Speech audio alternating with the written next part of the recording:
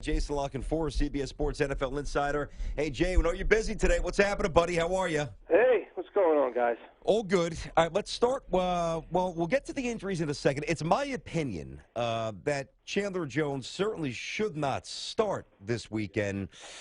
Probably make the case that he shouldn't play. What do you think Bill Belichick does? That was very odd.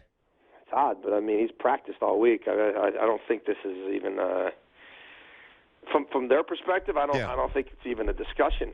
I mean, really? It's pretty clear. It's like, when what was this? Not that these situations are the same, but the fact that that it was bizarre. What was the week with Manziel when we found out about the incident with him and his girlfriend on a Friday that had happened on a Monday, and he had practiced all week and he told the team about it on Monday, and then he backed up that week. I mean, I just think their actions are showing you how they're preparing to play this game. He's practicing in full. He's playing this game. Well, I mean, unless the league were to step in, and say no, but that's but they can't. Generally not how it works. Yeah, but they can't even if they did because it would be his first offense, right? Well, and he wasn't arrested. They need time to talk to the police. I mean, you know how it works with the league, right? Yeah. We've got to do we got to see what the authorities say. We've got to conduct our own research. I mean, a lot of times something happens now and you don't find out about the discipline for a year. Yeah, so true. To think that they're going to step in a matter of hours and say he's now ineligible to play, like that's just generally not how the process No, that's works. unrealistic. Forget about the league for a second, though. Let me get this straight here, Jay. So the Patriots, the way they conduct business, they penalized Wes Welker a couple of years ago for having fun with Rex Ryan's affinity for feet. But they're looking the other way for a guy who walks into a police station, hopped up on something out of his mind half naked? You serious? Well, I mean, did Alden Smith play, or did I miss I'm not talking about the Niners. I'm talking about the Patriots. Well, I'm just talking about the league. But I'm talking about the let's Patriots, specifically the Pats. Why is it I'm just you? How often are people sitting down their own players? No, but here's here's you're missing this, Jay. They punished Wes Welker for saying basically that Rex Ryan has a foot fetish. He did not play a couple of series the next game. So you're saying that there's not logic and reason in the NFL. But that wasn't. But it's not about the NFL. It's about the way the Pats penalize their players. Was that Jason. a playoff game, though? BT, was that a playoff So they're game? selective in how they punish. If that's okay, well then let's be upfront about I it. guess I'm just saying I have a hard time looking at this as a micro issue when I cover the entire league and I go on radio stations all over the country and I get these questions all the time. And it's like, follow the money and follow the play. Like, if the guy is good, look at how often did we talk about Greg Hardy all week? When did he get sat down?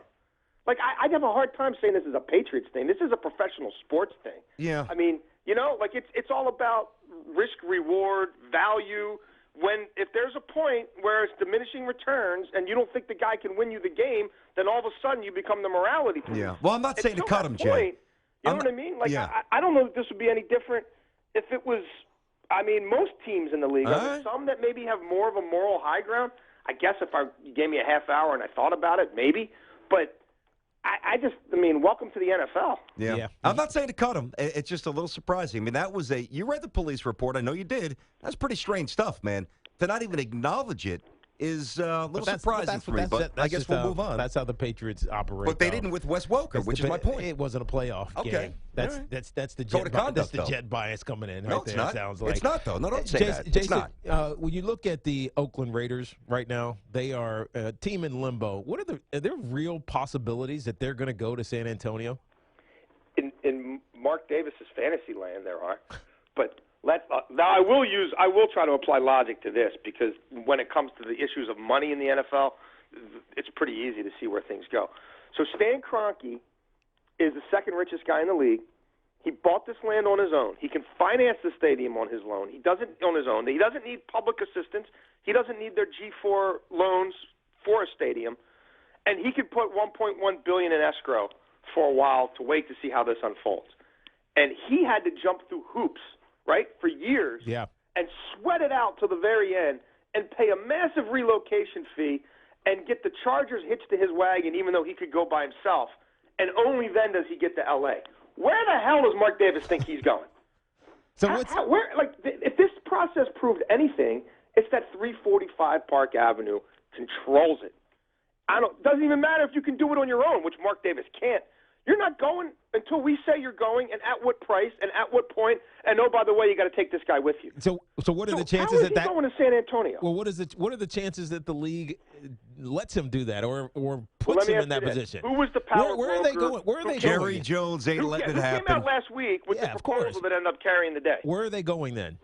They're going to the Bay Area, or he's going to sell the team to somebody who will. They want 2 teams in the Bay Area. Like, somehow he missed the overriding thing that everybody else got here, which was they want 2 teams in L.A. and 2 teams in the Bay Area. And if he's not willing to do it, they'll squeeze him and squeeze him and squeeze him and squeeze him until he does. He's not going anywhere. He's going to San Diego. So San Diego. Are you kidding me? Hey, Mark, here's your relocation fee, $1 billion. Yeah, Good luck. San Diego's a pipe dream, or San Antonio's a pipe dream. So what are the chances then that they share a stadium with the 49ers? None. I think the only way that would happen is if it was a short-term basis for a year or 2 while he's getting a stadium built. True. He's got if he to gets now the stop stadium. offering these deals to billionaires that are, I want all your money and none of the say. He's going to have to get with a Larry Ellison or somebody like that Yeah, and that's make what a we said legitimate yesterday. deal. And if he wants to keep it in his family and have some controlling stake, then he's got to get with somebody like that and get your $300 million from a G4 loan. They just gave you $100 million. They're telling you what you have to do. Dean gets to go to L.A. Here's $100 million. Get yourself a stadium. Oh, boy, what a mess. Oh. Hey, Jay, we got a couple of big names for you. Give us a quick medical assessment. What you think happens if they play. Jeremy Maclin. Boy, if he plays, I think he'll be limited to straight line stuff. From what I'm hearing, him cutting, him going laterally side to side. I don't know about that. Could they bluff with some, straight line speed and fly routes and try to keep the Pats honest? Maybe. Okay, Justin Houston. It's another one where if he plays, I think they'll be really limited to obvious passing situations, and you try to get a couple of big plays out of him on 3rd and long. Almost like Shaq Evans the other night in the college game, right? Early on. Yeah, it could be similar to that. What Yeah. about Gronkowski?